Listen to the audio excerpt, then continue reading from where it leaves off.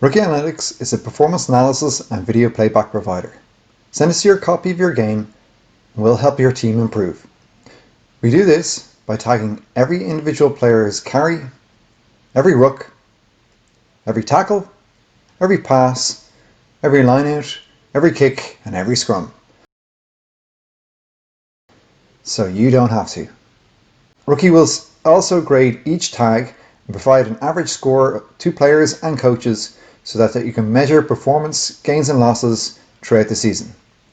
We'll also show you the difference between winning and losing. In this video, we're going to review the top prospects entering this weekend's Major League Rugby draft. Ruckie has analysed over 50 players and has found 13 potential prospects that Major League Rugby teams would be interested in. These players are Matt Gordon from Mary Washington, Gerald Lowe from Kurtztown, who's a back row, Connor Mooneyham, who's a winger from Life University, Brian Nault from Central Washington, Tom Brusati from St. Mary's, Watson Filikitonga from Iowa. Matt Gordon is a second row or back row for Mary Washington. As you can see, he's a very strong runner, keeps himself nice and high, and if you can get the ball into his hands, he's a very, very strong runner, especially in open field. He's unfortunate not to score a try here. Matt, as an aggressive player, he's able to get in front of the game line and get his body into the right position. However, I think he might struggle a little bit when he gets into Major League Rugby, just due to the size of the players that he'll be running into.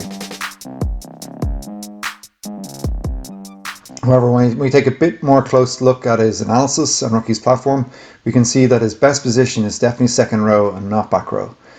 We've identified Cam Dorn as a potential player that Matt most represents. And what Ruckie does is we analyse not just the number of instances, but also how good the player is at these instances. And here we can identify that rucking is a skill that Matt would need to improve in order to be as good as Cam. Also his defence, which is tackle and tackle assist. Teams can work on that based on a defensive strategy rather than individual performance.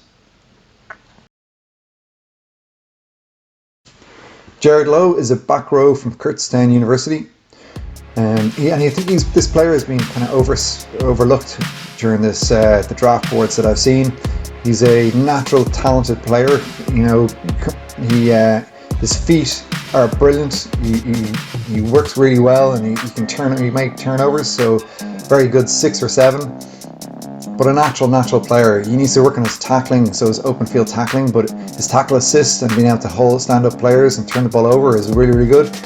And then also his ability to ball carry. So, you know, those sniping runs that some teams are very, very good at.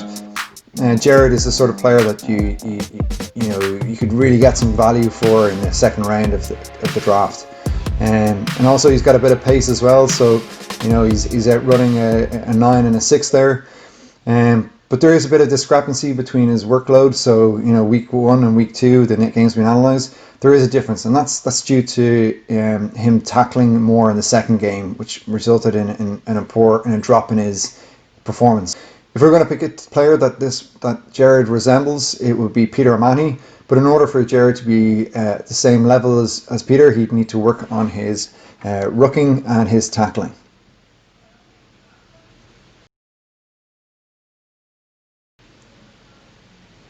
Connor Mooneyham is a winger from Life University. This player is a natural talented player. Reads the game really, really well. His footwork is really, really good. And I expect him to go quite early, probably halfway through the first round. And it's his defence as well as his attack. You know, pure talented player. He's able to put himself into the right position a lot of the time. He does need to work on his ball placement a little bit. But when we look at his tape, you can see that his angles of running and his body positions and his speed is really, really up there. And when we look at his analysis, you know, he's more of a 14. He has played in the centre, but I would think that he's more of a winger than he is a centre. But you can coach this player, a very coachable player. And when we look at Connor as a comparison, the previous USA captain Blaine Scully is somebody that this player would very much resemble as a comparison. Brian Nault is a prop from Central Washington, and he plays both loosehead and tighthead. However, we'll take a little bit closer look at that. He's much better as a loosehead. And as a player, he's not necessarily an aggressive ball carrier. This is an instance of a ball carrier, but he's not really a ball carrier. He's definitely much more of a tackler and a rucker. He's also decent in the line-in, but I think he'd need to work on his body position in most instances in the line-out. But as a whole, good player, can fit right into most Major League Rugby teams. This is a graph showing that his performance at a loose head and tight head, but we think he's better at a loose head. And then as a comparison, then Cian Healy would be the sort of player that Brian would resemble, but he would definitely need to work on his carrying and his line out in order to be as good as Cian Healy. Tom Brusati is a scrum half from St. Mary's College in California. He has played in different positions, so he's a very fast scrum half, so he would be a good player that has kind of gone under the radar for 9 during this Major League Rugby draft process. He's quick, he's a sniping scrum half, so and his body position, so a little step there that you don't get to see in a lot of players. And he also knows exactly where the try line is. So I think he's been kind of overlooked, but when we look at his passing, and here we've got a very big number of passes, a big data set for Ruckie to work with. He's very, very consistent off both his right and his left hand. He's not the best scrum passer just yet, but when we look into his analysis, we can actually see that this player has improved throughout the entire season. So, that's the sort of player we want to see. Accurate passer, knows what his responsibilities are on the pitch, and is able to make those passes and make the proper decisions. So again, here we can see nice, crisp, flat passes.